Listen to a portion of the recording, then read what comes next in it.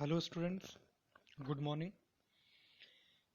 हम लोग पढ़ रहे थे रिडक्शन फार्मूला, और रिडक्शन फार्मूला का कुछ कुछ फॉर्म जो था वो हम लोग डिराइव किए थे, और बाकी दो तीन और बाकी था।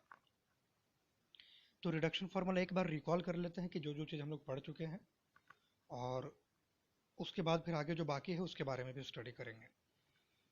जो हम लोग पढ़ चुके थे उसमें था 10⁻n(x) का रिडक्शन फार्मूला, और इसी को हम लोग in मान करके आगे इसको रिड्यूस करते थे, और रिड्यूस करते थे और बन जाता था n-2 पर मेरा रिजल्ट चला आता था। अच्छा, क्योंकि n जो है वो रिड्यूस होकर के n-2 पर डिपेंडेंट हो गया, इस वजह से इसका नाम पड़ जाता था रिडक्शन फार्मूला, क्योंकि जो फार्मूला मेरा n पर है वही चीज़ रिड्यूस होकर के हो गया है n-2 पर। और इसको हम लोग डिराइव किए थे ऑलरेडी, इतना दूर तक हम लोग कल आया हुआ था। और जब जब ये चीज़ हम लोग का डिराइव हो चुका होगा, अच्छा ये है क्या चीज़ मेरा, अगर हम इसको in मान लें तो ये मेरा क्या चीज़ हो जाएगा, in-2, क्योंकि n यहाँ पर है और n की जगह में n-2 हो गया, तो in में भी n की जगह में n-2 रख देंगे, तो in-2 हो जाएगा इसका वैल्यू। ये हो जाएगा हमारा in-2। और इसी के बाद इसी पर डिपेंडेंट है दूसरा फार्मूला, मतलब विद लिमिट। पहला वाला में लिमिट नहीं था, और लिमिट भी कब, जब 0 to π/4 रहेगा। लिमिट अगर चेंज हो जाएगा तो फिर ये रिजल्ट नहीं आने वाला है, रिजल्ट फिर चेंज हो जाएगा। और इसमें हम लोग किए क्या चीज़ है, तो जो ऊपर का इंटीग्रेशन है इसमें दोनों पे लिमिट बैठा दिए हैं। इसमें लिमिट बैठा दिए हैं 0 to π/4, 0 to π/4। तो एक बार π/4 बैठाएंगे, π/4 बैठाएंगे तो tan(x) का वैल्यू, tan π/4 का वैल्यू 1, मतलब 1/n-1। और 0 बैठाएंगे तो 0 का 0 ही रहेगा, मतलब एक ये, और ये एज यूजल उसको लिख दिया in-2 के टर्म में। अच्छा, इस in-2 में भी मेरा लिमिट रहेगा ना। यहाँ पर in-2 का वैल्यू कितना है, ये वाला वैल्यू है in-2, जहाँ पर n के जगह में सिर्फ n-2 रहेगा। अच्छा, नेक्स्ट फार्मूला सिमिलरली cot का पावर nx का है, और cot का पावर nx का कुछ रिड्यूस करके इस फॉर्म में लाए थे, और जब इसमें 0 to π लिमिट बैठा देंगे तो हमारा रिजल्ट ये था, इतना दूर तक लाया हुआ था। और इसके बाद sin to the power nx और cos to the power nx का रिडक्शन फार्मूला भी सीखे थे, और उसका रिडक्शन फार्मूला विद लिमिट ये चीज़ हमारा आया था। और ये भी देखे थे कि sin to the power nx और cos to the power nx दोनों का रिडक्शन फार्मूला जब लिमिट 0 to π/2 रहे तो बराबर आता है। और इसके बाद एक और फार्मूला था जो हम लोग का पढ़ा हुआ था, वो फार्मूला है ये 0 to π, लिमिट तो 0 to π ही रहेगा, और sin to the power mx और cos to the power nx dx। अच्छा, ये जो है वो दो दो कांस्टेंट पर डिपेंड कर रहा है ना, एक m पर भी एक n पर भी, इसीलिए इसको im या in नहीं मान सकते, एक ही बार मानना पड़ा हमको imn। अब ये वैल्यू इसको हम लोग रिड्यूस करके लाए थे यहाँ तक, और इसमें है क्या चीज़, तो एक बार एनालाइज भी कर लेते हैं कि ये है क्या चीज़। तो ये है कि भाई m और n जो है इन दोनों का समेशन है डिनोमिनेटर में, और न्यूमरेटर में क्या चीज़ है, बाद में जो है n, इस बाद वाले में से एक का सब्ट्रैक्शन, तभी n-1 हो गया।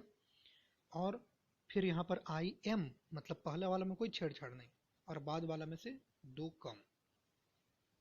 अच्छा, इसके बाद इसी चीज़ को हम लोग फिर से रिड्यूस करके लाए हैं यहाँ पर, और ये चीज़ तो इसी को एज यूजुअल उतार दिए, और इसको हम लोग लिख दिए हैं इतना बड़ा।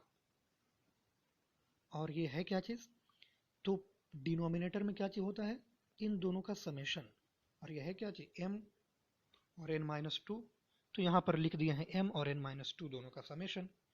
और न्यूमरेटर में क्या चीज़ होता है, तो बाद में जो चीज़ है, बाद में मतलब n-2 और n-2 में से एक का सब्ट्रैक्शन, और यहाँ पे n-2 में से घटा देंगे तो n-3, और वही चीज़ लिखे भी हैं। और यहाँ पर क्या चीज़ बचेगा हमारा, तो m तो एज यूजुअल रहता है, m के साथ कोई छेड़छाड़ नहीं करते।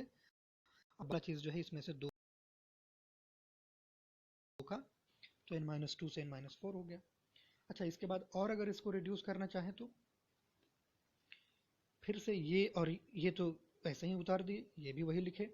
अब फिर यहाँ पे वही होगा, डिनोमिनेटर में क्या चीज़ होगा, तो इन दोनों का समेशन, मतलब m प्लस n-4, और न्यूमरेटर में क्या चीज़ होगा, जो चीज़ बाद में है, जो चीज़ बाद में है उसका उससे एक कम, और उससे एक कम लिख दिए है न्यूमरेटर में। और फिर यहाँ पर आई के टर्म में जो होगा वो m के साथ कोई छेड़छाड़ नहीं, और n-4 जो है उसमें दो और कम, मतलब n-6। अच्छा, इसको हमको घटाते घटाते कहाँ तक चले जाना है, जहाँ तक का इंटीग्रेशन हम जानेंगे, और इससे रिलेटेड कुछ सवाल भी हम लोग बनाए थे। कुछ और आगे बढ़ते हैं। अब एक रिडक्शन फॉर्मूला सीखेंगे अभी, 0 to infinity x to the power n e to the power -x dx का। अच्छा, इसको हम लोग in लिखे हैं, पहले ही सपोज कर लिए हैं। अब इसी को हम लोग, हमारा काम क्या है, इसका रिडक्शन फार्मूला फाइंड करना। रिडक्शन फार्मूला फाइंड आउट करना का मतलब कि भाई इसको रिड्यूस करके हमको in पे, या in को रिड्यूस करके in-1, in-2 या in-3 कुछ भी एक टर्म में लेकर के चले आना। और उसके लिए सिंपल सा जो है, इसको हम लोग लिखते हैं कैसे, इन्फिनिटी कहीं पर हम लोग लिखने से बचते हैं ना, तो इन्फिनिटी की जगह हम x लिख दिए हैं और इधर लगा दिए हैं लिमिट एक्सटेंडिंग टू इन्फिनिटी, मतलब बात वही हो गया। इन्फिनिटी थोड़ा सिर्फ लिखने से बचते हैं, कोई नुकसान नहीं है, लेकिन गलती भी नहीं करना चाह रहे हैं।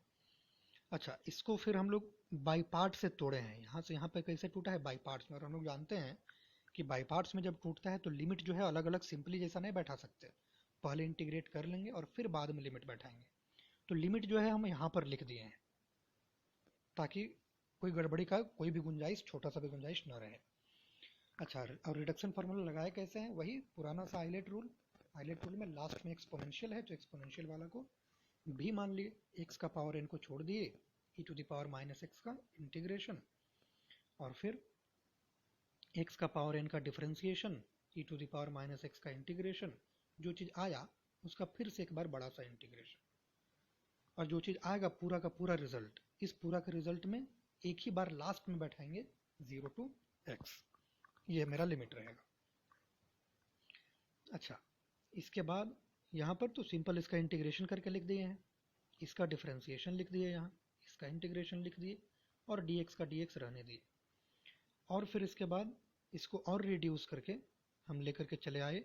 अब ये लिमिट जो है ये दोनों में अलग अलग बैठा देते हैं, तो इसमें जब बैठा दिए तो मेरा ये इसमें पूरा में 0 to x लग गया, और ये वाला -1 और ये माइनस हो गया प्लस, और प्लस के बाद जो n था कांस्टेंट, ये कांस्टेंट को बाहर निकाल लिए, और फिर 0 to x लिमिट बैठा दी, और ये हम इंटीग्रेशन के फॉर्म में भी लेकर के चले आए, इसी को लिखे हैं। अच्छा, अब दोनों में लिमिट अलग अलग बट गया था। अब इसमें जब आएगा लिमिट, तो एक बार x बैठा लिए, तो x बैठाए तो यही का यही रह गया, और फिर एक बार 0 बैठाना है, तो जहाँ जहाँ x के जगह में 0 बैठाएंगे तो ये क्वांटिटी 0 हो जाएगा, और इसीलिए -0 हो गया, प्लस अब यहाँ पर लिमिट एक्सटेंडिंग टू इन्फिनिटी को हम हटा करके x के जगह में यहाँ पर इन्फिनिटी बैठा दे रहे हैं फॉर्म में, ताकि आ जाएगा। और इसके बाद इसका वैल्यू जब लिमिट एक्सटेंडिंग टू इन्फिनिटी होगा तो ये चीज़ हो जाएगा 0। क्यों 0 होगा, तो x के जगह में भी 0 बैठाएंगे, और x के जगह में इन्फिनिटी बैठाएंगे, और यहाँ पर भी बैठाएंगे, तो इन्फिनिटी इंटू 0 हो जा रहा है ना। ऐसा हम लोग नहीं सोचते हैं, इसमें सोचते कैसे हैं, एक्चुअली इन्फिनिटी बैठाते नहीं है ना, तो इसके बारे में थोड़ा सा फोकस कीजिएगा कि इन्फिनिटी एक्चुअली हम लोग बैठाते नहीं, हम लोग इसमें सोचते कैसे हैं। ये है अलजेब्रिक और ये है एक्सपोनेंशियल।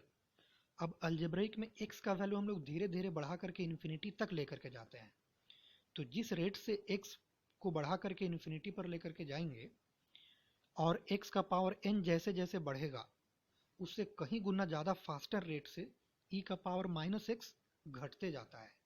मतलब जिस समय x का पावर n 5-6 करोड़ तक पहुंचा रहा होगा, उस समय e to the power -x 0 के कहीं ज़्यादा नज़दीक पहुंच चुका होगा।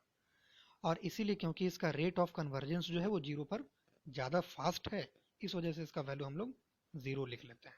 इसको थोड़ा समझने का कोशिश कीजिएगा, सिंपल नहीं है ये। और फिर यहाँ पर जो है, जो हम i माने थे, वो मेरा i था, इतना बड़ा क्वांटिटी था मेरा in, तो जहाँ पे n है वहीं पर तो n-1 हो गया, तो इसीलिए इसको हम लोग लिख दिए in-1। अच्छा, अब यही मेरा रिडक्शन फार्मूला हो गया, मतलब in जो है वो n in-1 पर हो गया। अब इसका एक स्पेशल केस है कि जब n अगर पॉजिटिव इंटीजर होगा, n पॉजिटिव इंटीजर होगा तब कैसे टूटेगा। अच्छा, उससे पहले एक बार इसको एनालाइज कर लेते हैं, इसमें है क्या चीज। तो in होगा क्या चीज, जो यहाँ पर रहता है उसी को लिखते हैं यहाँ, और i में n में से एक घटा देते हैं। अच्छा, अब यही चीज का हम लोग यूज करेंगे आगे आने वाला कंसेप्ट में। हाँ, कर क्या चाह रहे हैं, तो in ये तो ऊपर वाला से देख करके लिख दिए। अब यहाँ पर n तो n के साथ मैच कर गया। अब in-1 का वैल्यू हम लिखना चाह रहे हैं, तो n-1 एज यूजुअल उतार दिए, और i में n में से n-1 में से एक को घटा दिए तो n-2 हो गया।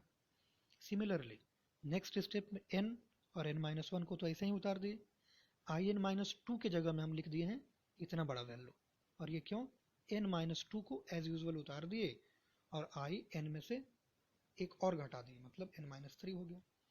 और फिर इसी तरीके से अगर हम कुछ कंटिन्यू टर्म तक चलते जाएंगे तो in मेरा क्या हो जाएगा, n-1 n घटते घटते 1 तक, और लास्ट में i जो है वो 0 तक पहुंच जाएगा। क्यों, क्योंकि n को हम लोग पहले ही इंटीजर मान चुके हैं। अगर n इंटीजर नहीं होता, पॉजिटिव इंटीजर नहीं होता n, तो घटते घटते 0 तक आता नहीं आता।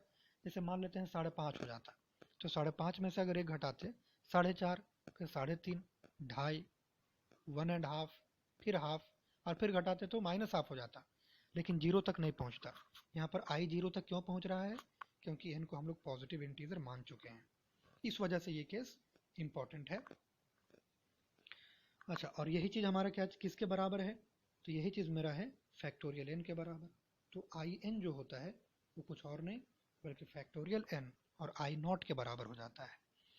अच्छा, अब i0 का वैल्यू अलग से हम लोग निकालेंगे और इसी में बैठा देंगे, और i0 का वैल्यू क्या हो जाएगा, यही जो यहाँ पर हमारा था in का वैल्यू, ये था मेरा in का वैल्यू, मतलब यहाँ जहाँ n है वहाँ पर हम 0 बैठा देंगे, ये n है और ये n है, दोनों जगह 0 बैठा देंगे तो i0 का वैल्यू हो जाएगा, i0 का वैल्यू हो जाएगा। और वही काम यहाँ पर हम लोग किए भी हैं कि भाई i0 का वैल्यू क्या हो जाएगा, x का power 0 e to the power -x, और फिर इसको सिंपल सा इंटीग्रेशन कर दिए और ये चीज़ रिजल्ट आया, और इसी रिजल्ट को मतलब 1 आया, मतलब i0 का वैल्यू कितना है 1, बैठा दिए 1, तो हो गया in इज फैक्टोरियल n। और यही मेरा रिडक्शन फार्मूला हो गया, लेकिन एक स्पेशल केस के साथ। मेरा ज़्यादा बड़ा मतलब ये है मेन, मेरा जो रिजल्ट है मेरा रिजल्ट ये है, ये रिजल्ट एक स्पेशल केस के साथ आया है जो अभी लाए हैं, ये रिजल्ट एक स्पेशल केस के साथ आया है। आगे आते हैं, एक सवाल है इसी पर बेस्ड, और सवाल है वही 0 to जो आप देख रहे हैं 0 to 1 log 1/x whole to the power n and dx। अच्छा, इसमें हम लोग क्या काम किए हैं, log 1/x को एक सब्स्टिट्यूट कर दिए हैं z, और इसके बाद 1/x क्या हो जाएगा e to the power z, फिर दोनों को रेसिप्रोकल कर दिए, रेसिप्रोकल करने के बाद ये x हो गया और ये हो गया e का power 1/e to the power z, मतलब finally e to the power -z। अब इसी में डिफरेंशिएट कर दिए हैं, तो डिफरेंशिएट करने के बाद ये चीज़ चला है, किसके रेस्पेक्ट में डिफरेंशिएट किए हैं, x के रेस्पेक्ट में, तो ये चीज़ चला है। अच्छा, सब्स्टिट्यूशन में तो यही काम हम लोग करते हैं कि भाई dx का वैल्यू निकालते हैं और यहाँ पर बैठा देते हैं। अच्छा, इसमें लिमिट है तो इसी वजह से लिमिट को भी सुधारना पड़ा, तो लिमिट जब x 0 होगा, ध्यान दीजिएगा हम लोग ध्यान किस में देंगे, इसमें हमेशा बैठाएंगे इसमें, तो x के जगह में जब 0 बैठाएंगे तो e to the power -z कितना हो जाएगा 0 के बराबर, और ये 0 के बराबर कब होगा, जब z इन्फिनिटी पर टेंड करेगा। और x के जगह में जब 1 बैठाएंगे तो यहाँ पर बैठा दिया x के जगह में 1, और 1 बैठाए तो 1 is equal to e to the power -z हो गया। अब इससे अगर z का वैल्यू निकालेंगे तो क्या आएगा, तो z का वैल्यू जब 0 रहा होगा तभी तो ये वैल्यू 1 के बराबर रहा होगा, तो ये अब लिमिट यही बैठा देंगे। अब जो नया मेरा रिजल्ट आएगा उसमें लिमिट x के जगह में जो 0 बैठाए थे उसके जगह में अब z के जगह में इन्फिनिटी बैठेगा, और z x के जगह में जो 1 बैठाए थे उसके जगह में 0 बैठेगा, और यही था मेरा i। अब वही सब्स्टिट्यूट कर दिए, लिमिट 0 टू इन्फिनिटी बैठ गया। यहाँ का माइनस को बाहर निकाल लिए, ये वाला माइनस को बाहर निकाल लिए, और 0 टू इन्फिनिटी हो गया। लिमिट जो है वो चेंज कर जाता है, लिमिट को चेंज करने से माइनस बाहर चला आता है, उससे माइनस कट गया। अब ये जो है देखिए आप, पुराना पीछे ये रेडीमेड फार्मूला था हमारा, अभी तुरंत हम लोग डिराइव किए हैं कि भाई इस फॉर्म में रहता है तो इसका वैल्यू फैक्टोरियल n हो जाता है। यही चीज़ तो है ये जो कि z पर है, तो इसका भी वैल्यू फैक्टोरियल n हो जाएगा। आगे दो और रिडक्शन फार्मूला है, आज वो भी देख लेंगे, जिसमें ये है। तो रिडक्शन फार्मूला एक तो है cos to the power mx और cos nx, और इसी पर एक बार है 0 टू π/2 लिमिट लगा करके। अच्छा, अगर ये चीज़ हम लोग जान जाएं इसका रिडक्शन फार्मूला, तब तो इसमें कोई मेहनत का ज़रूरत नहीं है, क्योंकि जो चीज़ आएगा उसी में 0 टू π/2 लिमिट बैठा देंगे। मतलब मेन हमारा काम है इसका रिडक्शन फार्मूला फाइंड आउट करना। अब इसका रिडक्शन फार्मूला है क्या चीज़, तो देखिए इसको हम लोग IMN मान लिए हैं। m मतलब ये वाला वैल्यू और n का मतलब ये वाला वैल्यू। अच्छा, और इसको बाई पार्ट से तोड़ दिए हैं। बाई पार्ट से तोड़ते कैसे हैं, एक तो आइलेट रूल, लेकिन इसमें तो दोनों का दोनों ट्रिग्नोमेट्री है, तब तो इसमें कौन सा आइलेट रूल लगेगा। तो इसके लिए हम लोग सोचेंगे क्या चीज़, कि जी वाला पार्ट की जगह रखेंगे, और जिस चीज़ का इंटीग्रेशन आसान होगा उस चीज़ को इंटीग्रेट कर देंगे। और इसका देखिए तो इसका इंटीग्रेशन तो इसका बहुत मुश्किल है, सिर्फ इसका इंटीग्रेशन, लेकिन डिफरेंशिएशन इसका हम लोग कर सकते हैं। तो इसीलिए इसको डेरिवेटिव वाला पार्ट में रख दिए, मतलब u की जगह में, और ये इंटीग्रेशन इसका किया जा सकता है, इस वजह से इसको v की जगह में रख दिए, और सिंपल सा इसको बाई पार्ट से तोड़ दिए u और v की जगह में रख करके, और फार्मूला लगा दिए। और इसके बाद का स्टेप, ये इंटीग्रेशन करके जो चीज़ आया, डेरिवेटिव और इंटीग्रेशन, यहाँ पर एक बार देख लीजिएगा, एक बार इसका डिफरेंशिएशन तो m cos to the power m minus 1x होगा, और फिर cos x का डिफरेंशिएशन होगा बाय चेन रूल, और वो माइनस साइन x बनाएगा। अच्छा, इसके बाद ये वाला माइनस और ये वाला माइनस, ये दोनों माइनस को बाहर कर लिए तो ये प्लस के साइन में बदल गया, और ये वाला m जो कांस्टेंट है उसको बाहर कर लिए, और ये डिनोमिनेटर वाला n, तो मेरा ये m/n के टर्म में बाहर आ गया। और फिर ये जो है अभी तक रिड्यूस होकर के यहाँ पर पहुँचा है। अब इसमें हम क्या काम करेंगे, साइन nx का एक वैल्यू फाइंड आउट करेंगे इस आइडेंटिटी के हेल्प से, और वापस से इसको यहीं पर बैठा देंगे।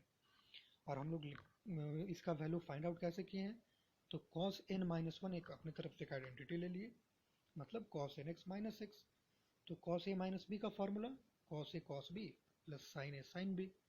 अब इसी से इसका वैल्यू कितना हो जाएगा, तो इसको इधर ही रहने दिए और इसको इस साइड में लेकर के चले जाएंगे, तो क्या हो जाएगा cos n-1x, एंड इसको उधर लेकर के चले गए तो माइनस के साथ हो गया। अब इक्वेशन 2 जो है, इक्वेशन 2 को इक्वेशन 1 में रख दे रहे हैं, तो इक्वेशन 1 में रखेंगे इक्वेशन 2 को, तो क्या हो जाएगा, ये तो एज यूजुअल रहेगा, नहीं बदलेगा, नहीं बदले हैं, m/n को भी नहीं बदले हैं, और cos to the power m-1 को भी नहीं बदले, इतना बड़ा चीज़ सेम ही चीज़ रहा है।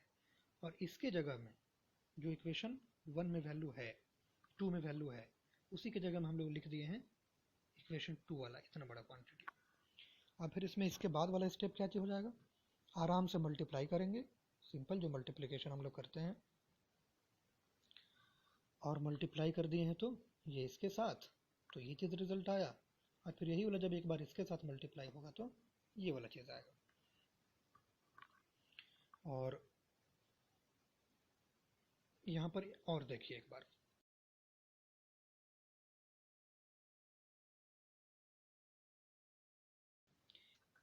तो यहाँ पर है मेरा क्या चीज़, cos का पावर m-1 और cos n-1, मतलब यही चीज़ मेरा i m-1 और n-1 में बदल जाएगा ना। और ये जो है यही तो मेरा था, कुछ और नहीं बल्कि IMN था, तो इसके जगह में IMN लिख दिए हैं। अब ये वाला IMN को उठा करके लेफ्ट साइड में लेकर के चले जाएंगे तो प्लस के साथ हो जाएगा नेक्स्ट स्टेप में, और वही प्लस के साथ हो गया है।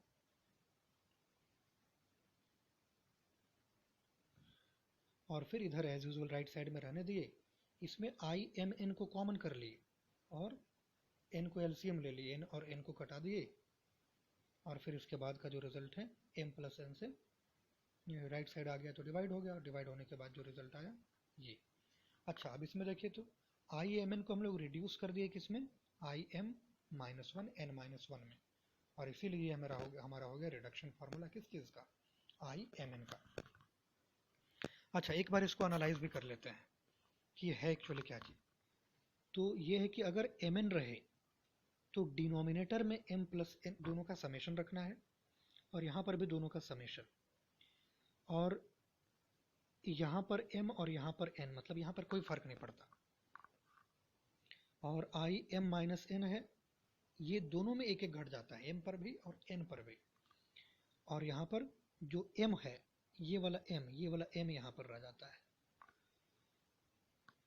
अच्छा, अब इसका अगर हम लोग जान गए हैं, अब इसी में अगर लिमिट लग जाएगा 0 to π/2 तो क्या चीज़ काम करेंगे, इधर भी लिमिट लगा लेंगे दोनों साइड, तो जो रिजल्ट आएगा वही मेरा रिक्वायर्ड रिजल्ट होगा। मतलब दोनों तो एक ही पर डिपेंडेंट था, सिर्फ दूसरे वाले में लिमिट लगा हुआ था। तो अब लिमिट के साथ अगर रिजल्ट लाना चाहेंगे तो लिमिट लगा दिए हैं, तो यहाँ भी लिमिट लग गया और इसमें भी लिमिट लग गया, ये चीज़ भी लिमिट के साथ आएगा। अब इसमें लिमिट लग गया तो एक बार π/2 बैठाए तो cos π/2 0 हो जाता है, उसके कारण 0, फिर माइनस का साइन, फिर 0 बैठाए तो साइन 0 के कारण 0, और इस वजह से इसका इतना बड़ा वैल्यू जो था इसका कोई कंट्रीब्यूशन नहीं रहा, कब, जब लिमिट लग जाएगा तब, और इसीलिए ये वाला चीज़ एज यूजुअल उतर गया है रिडक्शन फार्मूला। लेकिन ये रिडक्शन फार्मूला कब है, जब लिमिट लगा हुआ रहेगा तब के लिए। और इसमें है क्या चीज़, तो आई एम एन जो होता है वो I M N I M minus one N minus one पे टूट जाता है, और किस चीज़ से मल्टीप्लाई होता है, तो दोनों का समेशन, और ऊपर में पहला वाला मतलब m। आते हैं एक सवाल में, सवाल है हमारा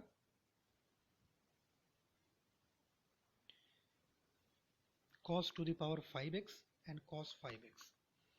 अच्छा देखिए, तो ये जो अभी जो रिडक्शन फार्मूला हम लोग फाइंड आउट किए थे ना, उसी की तर्ज पर है ये, m के जगह में है 5 और n के जगह में भी है 5। इसको ब्रेक करेंगे तो कैसे ब्रेक करेंगे, ये मेरा i5 है, अब इसको तोड़ेंगे अगर इसी फार्मूला पे, इस फार्मूला पे, तो कैसे टूटेगा, पहला तो i5 जो है वो i4 में टूटेगा, क्योंकि 5 में से एक कम, m-1 और n-1 पे टूटता है। अब डिनोमिनेटर में क्या चाहिए, तो दोनों का समेशन, तो 5 था तो दोनों का समेशन हो गया डिनोमिनेटर में, और न्यूमरेटर में पहला वाला m, ये वाला m हो गया डिनोमिनेटर में। इसके बाद फिर से इसको तोड़ेंगे तो अब i, इसको तो एज यूजुअल रहने दिए, i4 को तोड़ रहे हैं, तो i4 टूटेगा किस में, i3 में, और होगा क्या चीज़, तो डिनोमिनेटर में 4 और 4 का समेशन, और न्यूमरेटर में पहला वाला। और फिर इसके बाद आगे भी ऐसे ही कुछ तोड़े हैं, i3 फिर टूटेगा i2 में, और फिर i2 टूटेगा i11 में, और फिर i11 टूटेगा i00 में। जब i00 होगा, इसका इंटीग्रेशन फाइंड आउट करना बहुत आसान हो जाएगा, इस वजह से i00 में तोड़ लेते हैं, और यही सबका वैल्यू 1/2 आ गया। और i00 का मतलब जहाँ जहाँ m है, m के जगह में 0 और यहाँ पर 0, तो यहाँ 0 बैठा देंगे तो cos का पावर 0 1 हो जाएगा, और यहाँ पर cos 0x ये भी 1 हो जाएगा, मतलब 1 का इंटीग्रेशन कर दिए, यही मेरा i00 है, और ये चीज़ का वैल्यू कितना हो गया x, और विद लिमिट 0 to π/2, और इसी के बाद वैल्यू बैठा दिए तो कुछ π/64 एक्चुअली प्रूव करना था। आगे आते हैं, इसी के तर्ज पर एक और है रिडक्शन फार्मूला। अभी जो हम लोग पढ़े वो रिडक्शन फार्मूला था क्या चीज़, यहाँ पर cos का पावर mx था और sin nx अभी है, इसके पहले वाले में था यहीं पर cos था सिर्फ sin की जगह में, उसका हम लोग फाइंड आउट किए थे, ये sin वाला है, ये sin वाला है। अच्छा, अब देखिए इसमें भी हम लोग सेम काम करेंगे, इसको बाई पार्ट से तोड़ लिए, बाई पार्ट से कैसे तोड़े, तो वही u और v मान करके, u और v मानने का फिर से सेम तरीका कि भाई इसका डिफरेंशिएशन आसान था तो इसको डेरिवेटिव वाला पार्ट में रखे, इसका इंटीग्रेशन था तो इसको इंटीग्रेशन वाला पार्ट में रखे। और बाई पार्ट्स में तोड़ने के बाद यहाँ तक हम लोग लाए हैं जैसे पुराना लाए थे। फिर से हम लोग उसमें क्या चेक किए थे, इसका वैल्यू को एक आइडेंटिटी के हेल्प से तोड़ करके रिजल्ट में लाए थे और फिर से यहीं बैठा दिए थे। वही काम यहाँ पर भी करने वाले हैं, वही काम यहाँ पर भी करने वाले हैं। तो एक यहाँ पर आइडेंटिटी लिए हैं साइन n-1 का, और ये आइडेंटिटी के बाद रिजल्ट मेरा ये चीज़ चला आया। अब इसमें से देखिए तो ये वाला चीज़ यहाँ पर मैच कर रहा है ना, और इसीलिए तो इतना मेहनत हम लोग किए हैं कि भाई रिजल्ट मैच कर गया, इसको लेफ्ट साइड में लेकर के चले गए और इसको राइट साइड में। तो इसका वैल्यू फाइंड आउट कर लिए और वापस से इक्वेशन 1 में बैठा देंगे।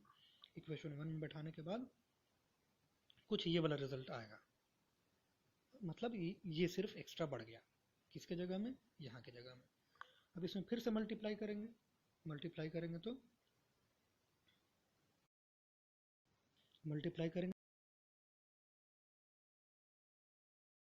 तो ये जब इस और माइनस प्लस, तो इसीलिए यहाँ पे प्लस लिख दिए, और m/n के साथ कुछ ये टर्म। अच्छा, इसके बाद देखिए तो अभी ये तो एज यूजुअल उतार दिए हैं ऊपर से, ये भी वही चीज़ है। अच्छा, यहाँ पर cos का पावर m-1x है और cos x था यहाँ, तो दोनों मल्टीप्लाई हो गया तो पावर में एक ऐड हो गया तो cos mx हो गया, और sin nx का सिर्फ sin nx ऐसे ही रह गया। और इसके बाद वाला जो टर्म है ये कुछ और नहीं है बल्कि im-1 और n-1 है, क्योंकि यहाँ पर m था और यहाँ पर n था, तो हम लोग उसको imn माने थे। तो जब m-1 और n-1 रहेगा तो im-1 n-1 हो जाएगा। अच्छा, और यही चीज़ क्या चीज़ है, imn, m और n है। अब ये imn को हम लोग लेफ्ट साइड में लेकर के चले जाएंगे, तो माइनस में है तो लेफ्ट साइड में जाएगा तो प्लस के साथ हो जाएगा।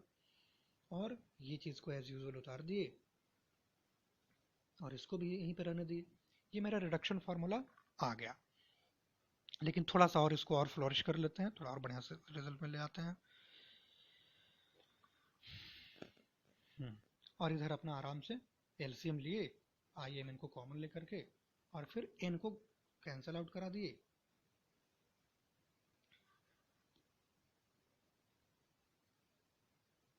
और फिर imn जो है ये मेरा आ गया एक रिडक्शन फार्मूला। अब फिर से इसको एनालाइज करना चाहें तो कुछ और नहीं है बल्कि cos का पावर m x, और यहाँ पर cos ही nx है और m प्लस n है, मतलब दोनों का समेशन। यहाँ पर डिनोमिनेटर में दोनों का समेशन, न्यूमरेटर में पहला वाला, और फिर दोनों में एक एक कम। अब यही चीज़ अगर 0 to π/2 रहे तब क्या चीज़ काम करेंगे, कुछ नहीं, आराम से जो रिजल्ट आया हुआ है इसी रिजल्ट में लिमिट लगा देंगे। तो इसमें जब लिमिट लगाएंगे तो एक बार π/2 लगाएंगे तो cos π/2 के कारण 0 हो जाएगा, और फिर जब 0 बैठाएंगे तो cos 0 इज 1 और ये भी 1, मतलब सिंपल सा -1/m + n। और इसी को एज यूजुअल यहाँ पर उतारेंगे और ये चीज़।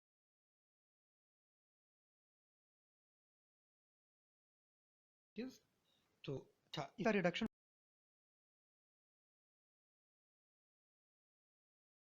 फॉर्मूला एक है, इसका 2-3 फॉर्म है। ये रिडक्शन फॉर्मूला हम लोग लाए किस में है, mn को लाए हैं हम लोग m-1 n-1 पर।